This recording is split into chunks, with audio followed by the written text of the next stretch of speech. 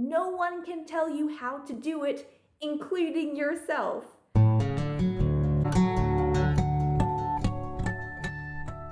Hello and welcome back to my channel. My name is Tara East. I'm a writer, YouTuber, and author of the mystery novel Every Time He Dies. And in this week's video, I want to talk about enthusiasm of practice. Just as there are multiple ways to tell a single story, there are multiple ways to approach the writing of your story. At the most basic level, we all understand that some writers prefer outlining while others discover their story in the act of writing. Brad Hassman talks about this in relation to academic research, where he describes that a creative researcher may follow their enthusiasm of practice, and that is what carries them throughout their research project. Traditionally, academic research projects begin with a question that the researcher then aims to answer throughout the duration of the project. But that's not always the case for creative researchers.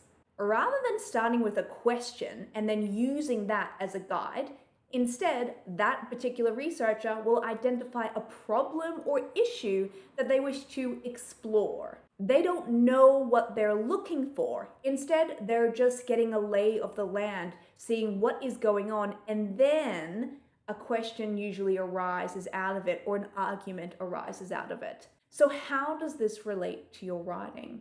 Rather than approaching the blank page with a specific idea about not only what you will write, but how you will write it, you can instead approach your craft with open curiosity. You could choose a topic, a premise, or a quandary, and then explore that through your writing. This means you will discover the answer and the story in real time, rather than already knowing the answer and then expressing it.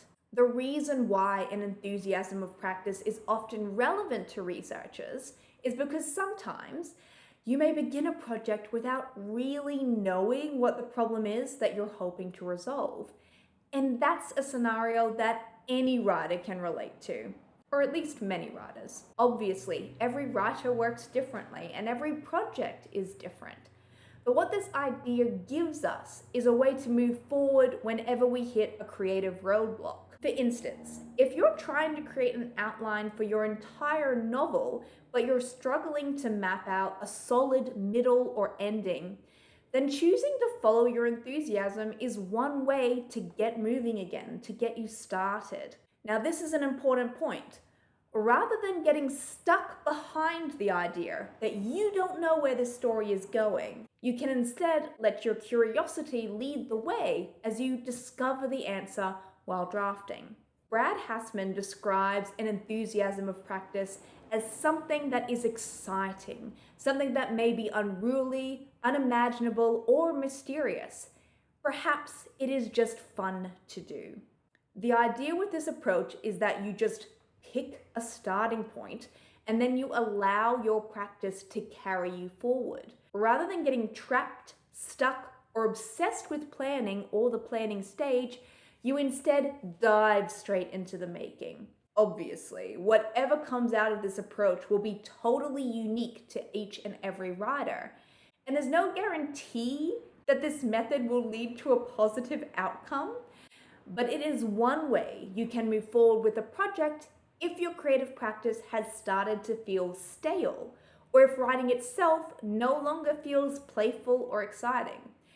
And I'd also like to add in here that sometimes you do make an outline and you follow that throughout your drafting process and the book still doesn't work for whatever reason, because sometimes problems arise within the writing that you couldn't have accounted for. Problems with the story, characterization, or even your own skill level. Creating art is funny business because there is no one way. We need to be loose, free, explorative, so that we can actually generate enough interesting material to work with. Once we have that material, however, we then need to apply order to that chaos so that it's, presentable to an audience.